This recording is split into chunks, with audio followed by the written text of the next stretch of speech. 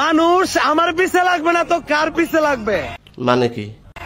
কারণ আমি যা করছি তা তোমাদের ব্র্যান্ডের মালও করতে পারে নাই। বলিস কি?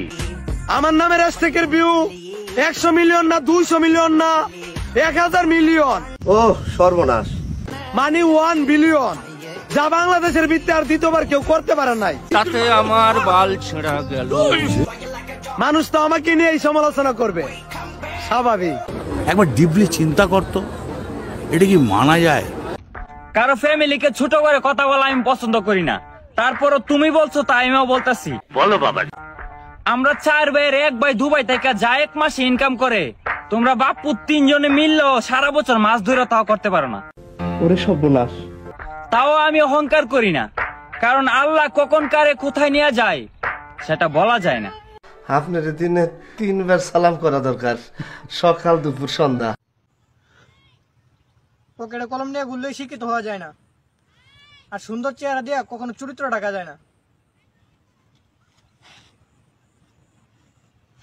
আচ্ছা, এর কোনো আত্মীয় স্বজন নাই, শুভাকাঙ্ক্ষী কেউ নাই?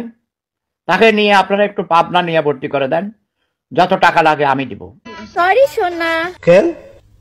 এবার শীতেও তোমার আব্বুর অভাবে তোমাকে ডাউনলোড দিতে পারলাম না। মেয়েটা লজ্জা শরম বলে কিচ্ছু নাই। সিসি क्या देख रहे हो?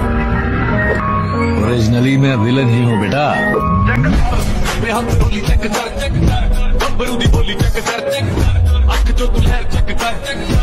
यार ये कितनी औसम है यार।